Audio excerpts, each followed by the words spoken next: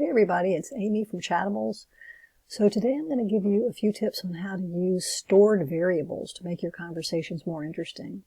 Now let's imagine that you're going to create an educational chat where you have a couple of the characters talking to the listener and they're sharing some factual information. And if you looked at some of the other videos, you'll know how I structure these.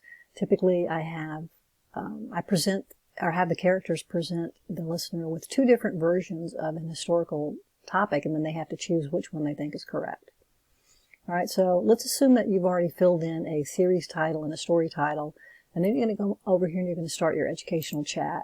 So let's say you have Lily starts out by presenting a topic, and then maybe you have a second character, let's say Colin, chimes in, and they're going to talk back and forth for a little bit. All right, so Lily says something else, and then maybe Colin says something else. So I'm just adding these story blocks, and I'm going to include content with each of the story blocks. And then Lily gets to the point where she asks, or she tells the first version of the story. Let's say she does that in this block here. At that point, perhaps she wants to ask the listener if they think that version of the story is plausible. So she'll say, she tells the first version. So that's the first version. Now, first name. Let me ask. And she'll ask the question here.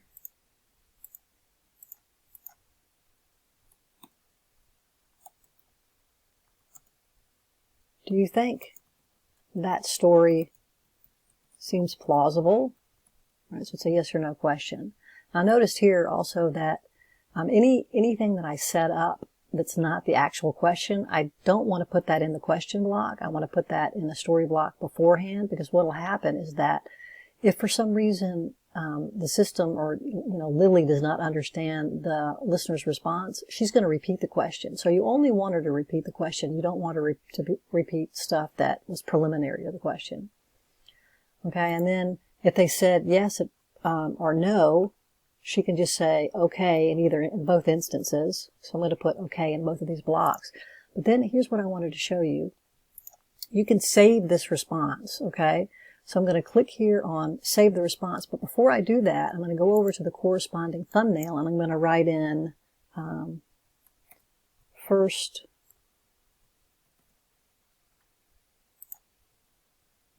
story is plausible. First story is plausible.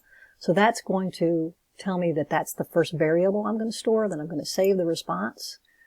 All right, so now you see I've saved this response, and you can come over here and you'll see that I have one story variable for the story, and it's called the first story is plausible. Okay, so then I'm going to continue on adding story elements. Maybe Colin says something, add another element, maybe Lily says something else, and then it gets to the point where, let's say Lily in this block actually tells the second version of the story, right? So she goes,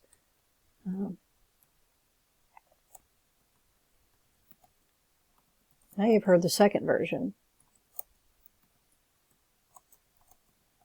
So tell me first name.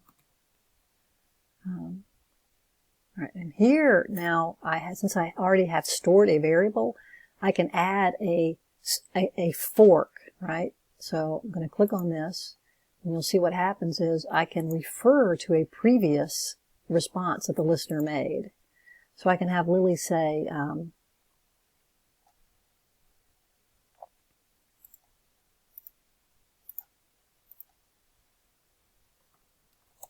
you thought the first story sounded like it might be true. Or if they said no, then she can say, you didn't seem very convinced by the first story. Right? So that's going to let the listener know that Lily heard what they said and she actually remembered it, and that's kind of creates a a good feeling that they're part of the conversation. And then she could go on and she could ask the question, right?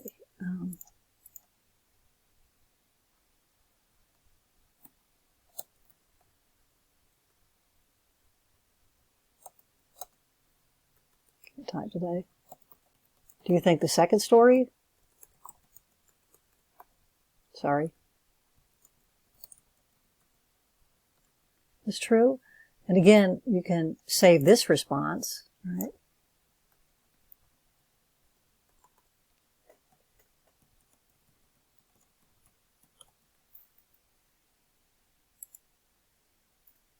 And then you can have her say at this point whether they got the answer correct or not, because you'll know whether you know what they answered to both, and if they answered yes or no to this one and the second story really was false and they think it's true, then you can say, oh, it looks like you've been fooled. And if they said you think it's true, no, and it wasn't, then they got the answer right. So you can see how you can use these stored variables to basically alter the conversation to make sure that you take into account what the person said previously. And let me just show you a quick example of how I did that in this series, Empires and Emperors. I'm going to choose a story that I've created previously. All right, so Lily starts out by talking to the listener, and then she asks them, have you ever heard of the Terracotta Army? Because that's a topic she's going to be discussing.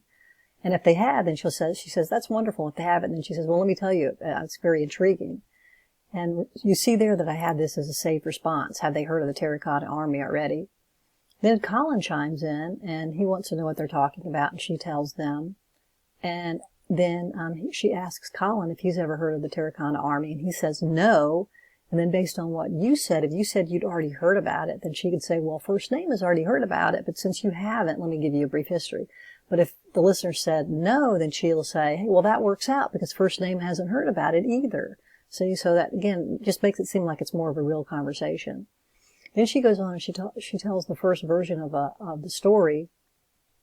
And the way I handle it here is that she actually asks Colin if he thinks that story sounds like it could be right.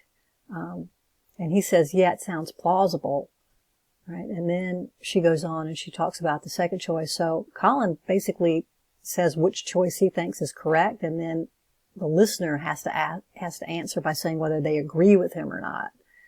So instead of just asking the listener, do you agree? Do you think it sounds like it could be true? In this case, we're asking them Colin is asking them if they agree with him.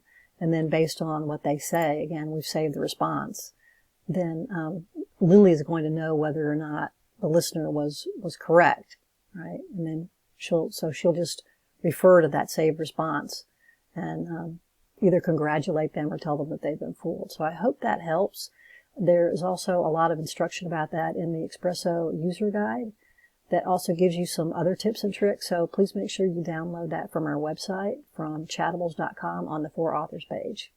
Thanks for watching.